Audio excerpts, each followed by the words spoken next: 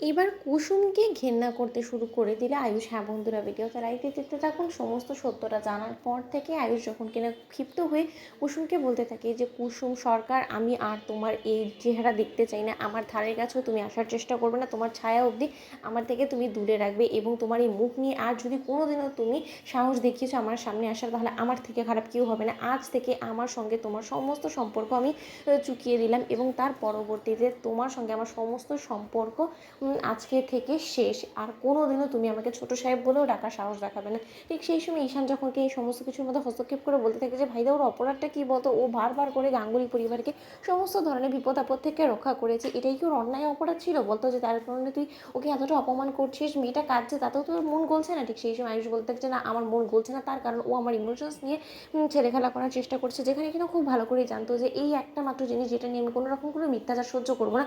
এবং আমি বারবার করে তোদের দুজনকে সাবধান করা সত্ত্বেও ও আমাকে পাত্তা না দিয়ে, আমার কথার কোনো রকম কোনো গুরুত্ব না রেখে, ও তোর সিদ্ধান্তটাকে বেছে নিয়ে, ও মিথ্যের আশ্রয় নিয়ে আমার চোখে ধুলো দিয়ে আমাকে ইমোশনালি ও সম্পূর্ণরূপে বিপর্যস্ত করে তুলেছে। এবং এই সাহসটা আমি আজ অব্দি কাউকে দেইনি এবং ভবিষ্যতেও দেবো না। এবং তার জন্য ও যে অন্যায়টা করেছে এর জন্য ওকে চরম শাস্তি পেতেই হবে। এবং তুই যদি বেশি নাক গলানোর চেষ্টা করিস আমাদের দুজনের মধ্যে, তাহলে কিন্তু এর পরিণাম ভয়ঙ্কর হবে, এবং আমি কিন্তু তোর সঙ্গে আমার সমস্ত সম্পর্ক ছিন্ন করে দেবো। ঠিক সেই সময় কুসুম যখন কিনা বলতে থাকে যে দোহাই লাগে আপনার ঈশান সাহেব, আমার কারণে আপনাদের দু ভাইয়ের মধ্যে কোনো রকম কোনো অশান্তির সৃষ্টি হোক বা বিবাদ সৃষ্টি হোক, সেটা আমি কোনো মতেই চাই না। আপনি আমার হয়ে কোনো রকম কোনো সাফাই দিতে যাবেন না। এবং ছোটো সাহেব যা কিছু বলেছে সেটা সত্যই তো বলেছে, আমি ছোটো সাহেবের ইমোশনস নিয়ে ছেলে খেলা করে সত্যিই অপরাধ করেছি, অন্যায় করেছি, কারণ আমার কোনো মতে উচিত হয়নি ছোটো সাহেবের বারণ করা সত্ত্বেও মিথ্যের আশ্রয় নিয়ে শুধুমাত্র দেবলীনা ম্যাডামকে হারানোর জন্য এরকম একটা জঘন্য মিথ্যা কথা বলে ছোটো সাহেবকে ঠকানো। এবং এই সমস্ত যখন আমি করেছি, তাহলে ছোটো সাহেব আমি আপনাকে স্বয়ং নিজে কুসুম সরকার কথা দিচ্ছে যে এই চেহারা নিয়ে কুসুম সরকার আর কোনো দিনও কোনোভাবে আপনার সামনে এসে দাঁড়ানোর সাহস দেখাবে না, এবং কোনো দিনও হয়তো বা ভবিষ্যতে আজকের পর থেকে আমার ছায়া অবধি আপনার দেখার প্রয়োজন পড়বে না। এবং সেটা যে কোনো মূল্যে হোক না কেন, কুসুম সরকার দেওয়া এই কথাটা কুসুম সরকার অবশ্যই রাখবে, সেটা আমার রাখতে যতটাই কষ্ট হোক না কেন।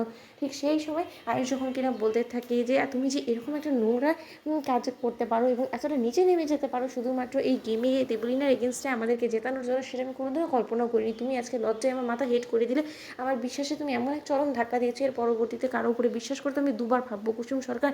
এবং তোমাকে আমি আজকে থেকে যে ঘেন্না করা শুরু করলাম না, হয়তো বা আমার এই ঘেন্না কোনোদিনও শেষ হবে না, আমৃত্যু থেকে যাবে তোমার প্রতি আমার এই ঘেন্না। ঠিক সেই সময় আয়ুষ যখন এই সমস্ত কথা বলে সেখান থেকে চলে যায়, ঠিক সেই সময় কুসুম অঝরে কাঁদতে থাকে। এবং ঈশান যখন বলতে থাকে যে জাদুঘর তুমি ভেঙে পড়ো না, ভাইদের মাথা গরম হয়ে গেছে, তাই ভাইদের সমস্ত উল্টোপাল্টা কথা বলছে, তুমি একদম সিরিয়াসলি নিও না। তো বন্ধুরা, লাইক এবং শেয়ার করে সাবস্ক্রাইব করতে ভুলো না।